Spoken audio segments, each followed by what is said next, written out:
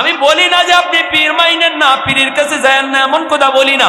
হক্কানি পীর ওলি আল্লাহদের দরবারে যাবেন নফসের সব আত্মশুদ্ধির জন্য আমল বইলা দিবে, আমল মতো নিজে চলবো। কিন্তু পীর ধরার অর্থ এই না হাসরের মাটি পীরের সুপারিশ করে আমার জান্নাতে নিব, এটা পীর ধরার উদ্দেশ্য না। পীর ধরার উদ্দেশ্য হলো পীর আমাকে কিছু সবক দিবে, আমাকে কিছু আমল বলি দিবে, আমল মানবো, আমি শুদ্ধ হব, এটা হলো পীর ধরার উদ্দেশ্য। ঠিক কিনা জোরে কর। কিন্তু বাবা শুনো, আমাদের সমাজে এমন বহু সন্তান পাওয়া যায় পীরকে গরু খাওয়াইতে রাজি, কিন্তু বাপ মারে এখানে কমলা খাওয়াইতে রাজি না। কেমনে তুমি আল্লাহ পাইবা? কেমনে তুমি খুদারে পাইবা? কোন পথে তুমি হাঁটবা? এ যুবক, জান্নাতে যাওয়ার রাস্তা হলো সোজা রাস্তা, জান্নাতে যাওয়ার রাস্তা হলো সোজা রাস্তা। ওই সোজা রাস্তা দিয়ে জান্নাতে যেতে হয়, বাইপাস জান্নাতে যাওয়ার কোনো রাস্তা নাই। পীরের দরবার জান্নাতে যাওয়ার বাইপাস কোনো রাস্তা নয়। গরু দিয়া হাতি দিয়া পীরের দরবারে জান্নাতে যাওয়ার বাইপাস কোনো রাস্তা আমরা হাদিসে পাই নাই। তবে জান্নাতে যাওয়ার একটা বাইপাস রাস্তা পেয়েছি, এই রাস্তায় শর্টকাট জান্নাতে যাওয়া যায়। আল জিহাদু মুখতাসারু তারিকিন ইলাল জান্নাহ।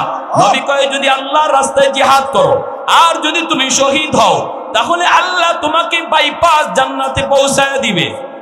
যাওয়ার শর্টকাট রাস্তা হলো জিহাদ, আর কোন রাস্তায় জান্নাতে যাওয়ার বাইপাস কোন তরিকা নাই। এজন্য বলে যুবক, মাকে বাবাকে খুশি যখনই করবা, সাথে সাথে আরশের মালিক তোমার আমার উপর খুশি। ঠিক কিনা জোরে বলেন। সাথে সাথে ওই যুবক দূর দিয়া মায়ের কাছে যায়, মা কয়া ডাক দিতে দেরি হয়েছে, অসুস্থ মা বিছানা থেকে ফাল দিয়া উঠতে দেরি হয় না, মা সুস্থ। এজন্য আল্লাহ নবী ওই যুবককে বলতেছেন, যুবক, বনু তামিম গোত্রের যুবককে বলেন, মা বাবার জন্য তুমি কিছু করতে চাও, এক নম্বর কাজ হলো বেশি বেশি করে দোয়া করো, শিশুকালের কথা ইয়াদ করে দোয়া করো। যদি আপনি আমি আরবিটা না পারি, আশা করি আরবিটা সবাই পারি, আমার সাথে পড়েন, রাব্বির হামহুমা কামা রাব্বায়ানি সগীরা। সবাই পড়েন, রব্বির হামহুমা কামা রাব্বায়ানি সগীরা। না পারলে কইবেন, আল্লাহ শিশুকালে আমার আব্বা আম্মা আমারে যেই রকম মায়া করেছে, কত রাত মা মাথার পাশে দাঁড়ায় দাঁড়ায় পাহারা দিছে গো মালিক, কত রাত বাবা আমার মাথার পাশে দাঁড়ায় রাত কাটাইছে, আল্লাহ ওইভাবে আজকে তুমি কবরে আমার আব্বা আম্মারে মায়া কইরো, যেরকম সুবহানাল্লাহ। দুই নম্বরে নবী কই বলে ইস্তিগফারুল লাহুমা, বাপ মার জন্য বেশি বেশি খরচ করো, আল্লাহ রাস্তায় খরচ করো, সাথে সাথে তোমার খেদমত আল্লাহ বাপ মার কবরে পৌঁছায় দিবে। আল্লাহু আকবার জোরে কর। সাথে সাথে আল্লাহ কবরে পৌঁছায় দিবে। তিন নম্বরে নবী বলেন, ইনফাযু আহদিহিমা মিন বাদিহিমা। নবী বলেন তিন নম্বর হলো, তোমার মা বাবার যদি কোনো ঋণ থাকে, মানুষ যদি তাদের কাছে কোনো পাওনা থাকে, তাহলে ওই পাওনাটা তুমি দ্রুত পরিশোধ করো। বাবা যদি প্রতিবেশীর হক নষ্ট করে থাকে, এই হকটা তুমি তাড়াতাড়ি ফিরিয়ে দাও। তোমার বাবা যদি তোমার ফুফুদের সম্পদ তারে না দিয়া থাকে, আল্লাহর কর্তৃত্ব বিধান এই মোতাবেক যদি মিরাজ বন্টন না হয়, তাহলে ফুফাতো ভাই বোন ডাইকা বাবা যেতটুকু জায়গা জুলুম করে আটকায় রাখছিল, এই জায়গাটা ফেরত দাও, নতুবা বাবার কবরের আগুন নিভবে না। মানুষের কোনো হক যদি বাবা নষ্ট করে থাকে, বাবার নামে 10টা গরু জবাই করে জিয়াফত করার আগে ওই হক ফেরত দাও, নতুবা কবরের আগুন নিভবে না। ওই হক আগে ফেরত দাও। যদি বাবার কবরের আগুন তুমি নেক সন্তান হইয়া আসলে চাও যে তোমার আব্বার কবরের আগুন নিব, তাহলে তোমার কোনো জানা যে বাবা কোনো একটা জুলুম করছে কারো সাথে, তুমি দ্রুত এটা ফেরত দেওয়ার ব্যবস্থা করো, তাহলেই আল্লাহ তোমার খেদমত বাবার কবরে পৌঁছে দিবে। 4 নম্বরে নবী বলেন, সিলাতুর রাহমিল্লাতি লা তুসালু ইল্লা বিহিমা। নবী বলেন 4 নম্বর হলো, এই ওয়াজটা নবী করতেছেন একজন শ্রোতারের সামনে রাইখা। নবীর সামনে শ্রোতা মাত্র একজন, সে কে? বনু তামিম গোত্রের একজন যুবক। নবীও বক্তা, নবী বক্তা, বক্তা একজন, শ্রোতাও একজন। আল্লাহু আকবার। এই ওয়াজের শ্রোতা আজকে কোটি কোটি মানুষ, কিয়ামত পর্যন্ত আমার মায়ার নবীর এত দামি একটা ওয়াজের শ্রোতা হাজারো হাজারো কোটি কোটি মানুষ, কিন্তু ওই সময় নবীর সামনে শ্রোতা ছিল মাত্র কয়জন? এতে করে বোঝা যায় মাহফিলের শ্রোতা বেশি কম এর উপরে মাহফিলের সফলতা না। মাহফিলের সফলতা হলো মাহফিল থেকে কয়জন মানুষ দিল থেকে কথাগুলি শুনলো, কথাগুলি মানলো, বাড়িতে যে আমার কাছে মাপ চাইলো, বাবাকে খুশি করলো, এই হলো মাহফিলের সফলতা। একজন যুবক যদি কালকে কয় হুজুর আমি রাতে যে আম্মার কাছে মাপ চাইছি, আমি রাতে যে মারে খুশি করে লইছি, তখনই বুঝবা আজকের মাহফিল করানো সার্থক, আমাদের আশা বসা সবার সার্থক হয়ে গেছে।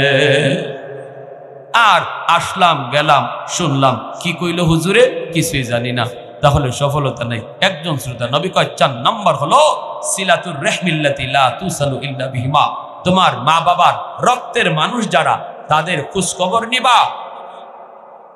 মার রক্তের মানুষ মামা, মার রক্তের মানুষ খালা, মার রক্তের মানুষ মামা তো ভাই বোন, খালা তো ভাই বোন।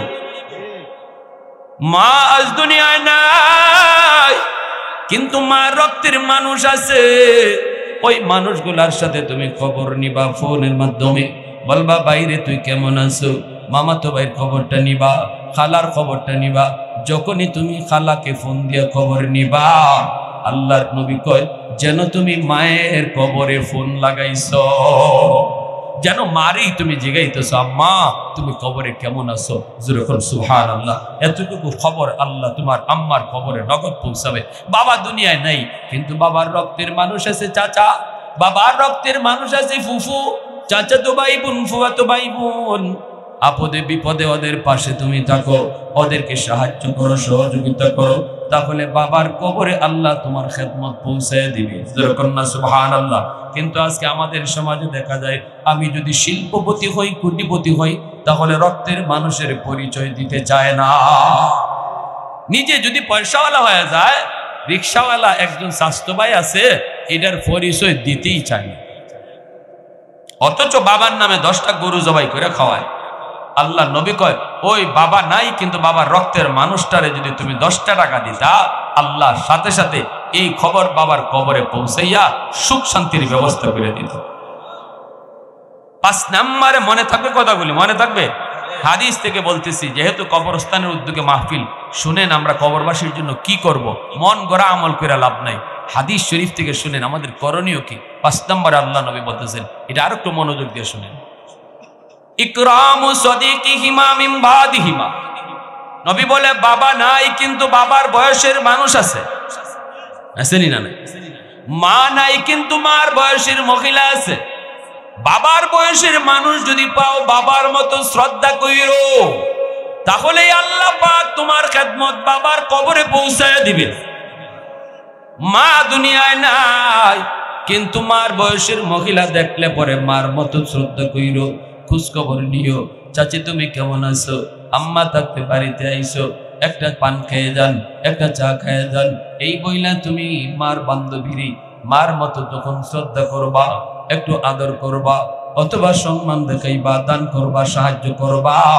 আল্লাহ তোমার খেদমত মার কবরে আল্লাহ পৌঁছে দিবে। যেরকম সুবহানাল্লাহ, আর একটু যেরকম সুবহানাল্লাহ। তাহলে বাবার বয়সের মানুষকে শ্রদ্ধা করলে বাবার কবরে শান্তি পায়, আর মার বয়সের মহিলাকে শ্রদ্ধা করলে মা কবরে শান্তি পায়। বাবার বয়সের মানুষের সাথে বেয়াদবি করলে বাবা কবরে কষ্ট পায়, মার বয়সের মহিলার সাথে বেয়াদবি করলে মা কবরে কষ্ট পায়। তাহলে কয়টা আমল বললাম? জোরে কোন কয়টা মনে থাকবে? 1 নাম্বার বেশি বেশি দোয়া, দোয়াটা মনে থাকবে। রাব্বির হামহুমা কামা রাব্বায়ানি সগীরা। 2 নম্বরে নবী কয় দান সদকা করো। 3 নম্বরে নবী কয় বাপ মার কাছে কারো পাওনা থাকলে পাওনা পরিশোধ করো। 4 নম্বরে নবী কয় বাপ মার আত্মীয় স্বজনের খোঁজ খবর নাও। 5 নম্বরে নবী কয় বাপ মার বন্ধু বান্ধবকে সম্মান করো, শ্রদ্ধা করো। এই 5টা কাজ যদি তুমি করো, তাহলে তোমার কবরবাসী মা বাবা তোমার খেদমত পাইতে থাকবে। পারবো না ইনশাল্লাহ? একটা আমল সর্বশেষ, যদি কেউ বলেন যে হুজুর আমার আব্বা আম্মার সাথে আমি অনিচ্ছাকৃত অনেক বেয়াদবি করে ফেলাইছি, হুজুর এখন মাপ চাওয়ার উপায় কি? যাদের বাপ মা দুনিয়াতে আছে তারা তো আজকে রাত্রে মারে যে খুশি করার সুযোগ আছে, আজ রাত যদি মারে খুশি কইরা বাবারে খুশি কইরা, আরে খুশি তুমি কেমনে করবা তুমি না বুঝো, এটা আমি কেমনে করবো? সব কথা তো আমরা কই দিতে পারবো না। ঘুমাইবার সময় মার মশাইটা তুমি আজকে টানায় দাও, আজকে গিয়ে বাবার মশাইটা টানায় দাও, বাবার মশাইটা সুন্দর করে গুছ করে দাও। আব্বা হইছে, আব্বা আমি বিছনাটা আজকে করে দেই, আজকে এতটুকু করে দাও না, বাবার দিল খুশি। আল্লাহ নবী কে মান আসবাহা মুতিআন লিল্লাহি ফি ওয়ালিদাইহি আসবাহা লাহু বাবান মাফতুহান মিনাল জান্নাহ। এই রাত যেই রাত্রে বাবার দিল খুশি করছো, সকাল হওয়া মাত্রই আল্লাহ তোমার জন্য জান্নাতের দরজা খুলে দিবে। আর যদি রাতের বেলা মারে কষ্ট দিয়া কোনো ছেলে ঘুমায়, সকাল হলে তার জন্য জাহান্নামের দরজা খুলে দেওয়া হয়। অতএব আজ রাত তার জীবনের শেষ রাত, কার জীবনের শেষ রাত আমরা জানি না। মা বাবারে খুশি করে ঘুমাবো, প্রতিটা রাত চিন্তা করব যে বাপ মারে খুশি করে ঘুমাইতাম। আব্বা দিয়ে সারাদিনের ভিতরে যদি কোনো কথায় কষ্ট দিয়া থাকি, আব্বা আল্লাহর রাস্তায় মাফ করে দিও, এতটুকু কইয়া তুমি রাতে ঘুমাও। আল্লাহ না করুন এই রাত যদি তোমার মরণ হয়, আল্লাহ তোমার জন্য জান্নাত অপেক্ষা করে রাখছে। মান যারা কবর আবাইহি ফি কুল্লি জুমাতিন গুফিরা লাহু কুতিবা বাররান। জুম্মার নামাজ পড়া যদি কোনো সন্তান মা বাবার কবর জিয়ারত করে, জুমার নামাজ পড়া অথবা জুম্মার দিন যদি কবর জিয়ারত করে, আল্লাহ পাক ওই সন্তানের, সে যদি কোনো কারণে অবাধ্য হয়ে থাকে দুনিয়াতে, আল্লাহ তারে বাধ্য সন্তান বানাইয়া তারে মাফ করে দিবে। জুমার দিন বাপ মার কবর জিয়ারত করা কঠিন কাজ না, সহজ কাজ। কারা কারা নিয়ত আছে একটু হাত উঠে আল্লাহকে দেখা। আল্লাহ তুমি প্রতিটা হাতকে কবুল করো। এই কবরস্থানে কার মা, কার বাবা, কার ভাই, কার বন্ধু, কার আপন প্রিয়জন শুয়ে আছে আমি জানি না, আপনারা জানেন। আপনাদের কত আপনজন এই কবরস্থানে শুয়ে আছে। আমরা তাদের জন্য নবীর বলে দেওয়া হাদিস মোতাবেক আমল করব ইনশাআল্লাহ।